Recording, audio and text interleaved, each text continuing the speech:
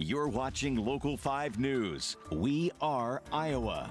Welcome to your Local 5 Saturday News Bite. I'm Larissa Leone bringing you today's top stories. But first, we'll start with today's weather. Hannah, a little gloomy out there, a little rainy, but it's all right. It's fall after all. Yeah, it is a little bit of a dreary day, but we are getting some much needed rain, even though those totals are really low. But we are going to see better days going into this week. A lot of sun, however, another chance of rain. This is a look at the drought conditions right now. You can see there is a pocket where they aren't experiencing those drier drought conditions. So we saw improvements across the state, but we still have moderate to even severe drought across much of the state. So we still need that rain as we are going throughout the rest of this week. So I'll take you through Futurecast. We're going to be going into tonight. You can see by early tomorrow morning there's going to be another round of showers, mainly north. So if you are going to be in the northern part of the state, expect to wake up to some rain on Sunday, and then it slowly starts to move out right before Sunday afternoon. Those clouds move out with it. We get to see sun on Sunday. We get to also see some sun on Monday as well. So we're going to have a couple of better days, but there is another chance for rain coming up on Wednesday. As far as how much rain we are looking forward to all the way up until Tuesday, you can see that there is just very small totals, maybe 1/10 of an inch, 1/4 of an inch in some places. So it's still not going to be a lot of rain, but it is going to be a little bit of something.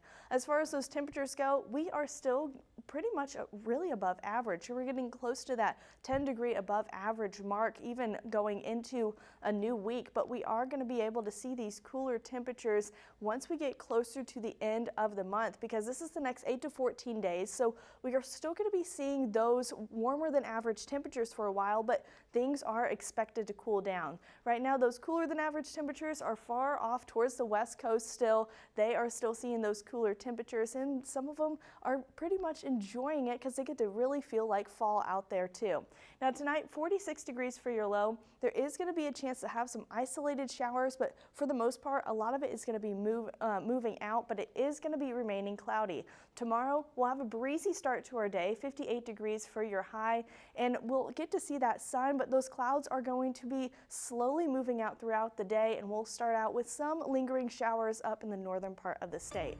Now taking a look at the 7-day, you can see we'll steadily warm up all the way back up into the 60s by next weekend. We have another chance for some rain on Wednesday. Good news about that, looks like it's going to come in through the morning and move out by the afternoon, so don't expect a washout. And then as we go into the 10 days, our temperatures drop again. You can see that by next week, we are going to be seeing those cooler temperatures again, but at least next weekend is going to be drier than the past couple of weekends we've had. So we are going to have a very nice and kind of a warm weekend next weekend, but this week's going to be pretty nice. Now with an update on a stabbing in Ames yesterday, police are now saying there is no ongoing threat to the public. Multiple stabbings were reported yesterday, with 2 victims rushed to the hospital and a 3rd victim arriving at the hospital on their own. The condition of the victims remain unknown, and police have not yet identified a suspect. However, officers believe the people involved knew each other and say this appears to be an isolated incident. Anyone with information on the stabbing is encouraged to call the Ames Police Department. A new doggy daycare in Ankeny has a pretty important purpose. Possibilities will be giving people with special needs work opportunities. The business will offer them both paid and volunteer positions. People with special needs will work with staff members to better understand dog behavior and teach the dogs obedience. Possibilities is open from 6:30 a.m. to 6 p.m. Monday through Friday. And tonight after the game, Local 5's Alex Fulton introduces us to some people excited to get to work with them. Also happening around the community this weekend, hidden treasures await you as the Iowa State Fairgrounds is hosting Junk Jubilee Jingles. The event features a number of antiques and handcrafted items, perfect for getting ahead on holiday shopping. Junk Jubilee is over for today, but you've got one more chance to catch it tomorrow from 10 a.m. to 4 p.m. Admission into the flea market is just $10.